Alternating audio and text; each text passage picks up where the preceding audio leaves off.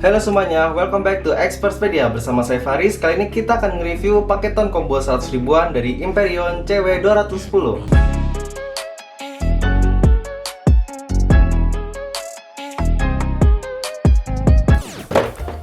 Oke, jadi genre dari combo ini adalah office gears atau gear kantoran. Tapi buat mahasiswa dan pelajar pun juga cocok karena combo dari mouse dan keyboard ini tuh lumayan murah guys. Harganya sekitar 180 ribuan.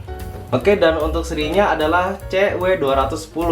C itu artinya combo, W artinya wireless, dan angka 1 di sini menandakan dia itu adalah generasi 1. Dan untuk 2020 ini masih generasi 1 guys. Mungkin di akhir 2020 atau di awal tahun 2021 akan mulai bermunculan generasi keduanya. Dan untuk angka 2 ini menandakan serinya guys. Jadi ada seri 110, 210, 310, dan lain-lain. Tapi yang saya lihat sih 210 ini yang baru pertama rilis di bulan September ini guys. Untuk seri combo wirelessnya. Oke, jadi di sini ada fitur utama yang sangat menarik, yaitu adalah warantinya, dimana waranti dari combo ini adalah 3 tahun.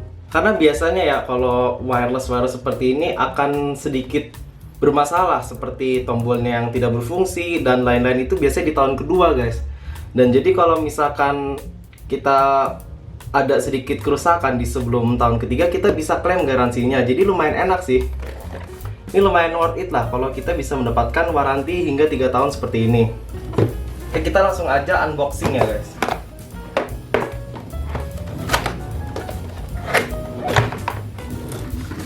Oke, di sini kita dapatkan keyboardnya.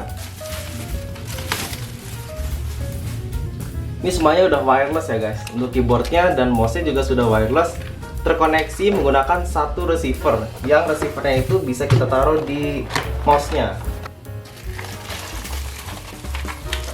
Oke, di sini kita juga sudah mendapatkan 3 buah baterai, 1 buah AA untuk mouse-nya dan 2 buah baterai AAA untuk keyboardnya.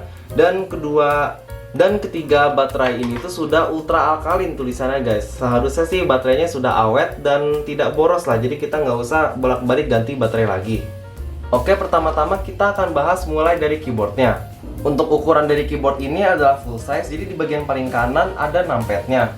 Dan di sebelah sini ada 3 buah indikator, yaitu indikator numlock, caps lock, dan juga indikator baterai guys.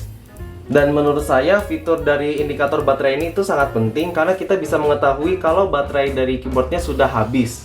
Jadi kita nggak nyalahin keyboardnya, wah ini keyboardnya rusak nih, kita harus ganti. Udah enak ya guys, jadi udah meminimalisir kesalahan human error guys. Di sebelah sini kita juga sudah mendapatkan tombol multimedia, ada banyak ya jumlahnya 10 kalau nggak salah, 2, 4, 6, 8, landuh, ya ada 10. Di bagian sini untuk membuka Explorer, untuk membuka kalkulator, untuk membuka Microsoft Edge. Kalau misalkan kalian sudah upgrade Edge kalian ke yang terbaru, dia akan otomatis buka Edge yang baru guys. Dan di sini adalah tombol untuk buka email.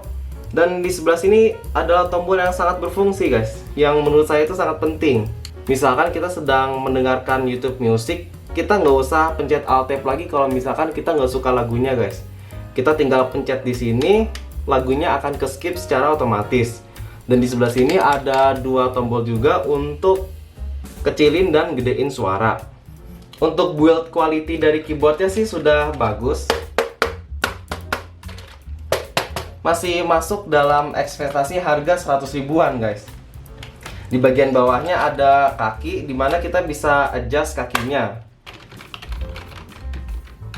Dan ukuran dari keyboard ini sudah low profile, jadi nggak akan boros tempat kalau misalkan kita mau bawa kemana-mana. Untuk tombol dari keyboard ini adalah membran, jadi dia itu tidak mechanical. Dan dia tidak menghasilkan suara yang berisik kalau kita pencet guys, jadi tidak akan mengganggu tetangga kita.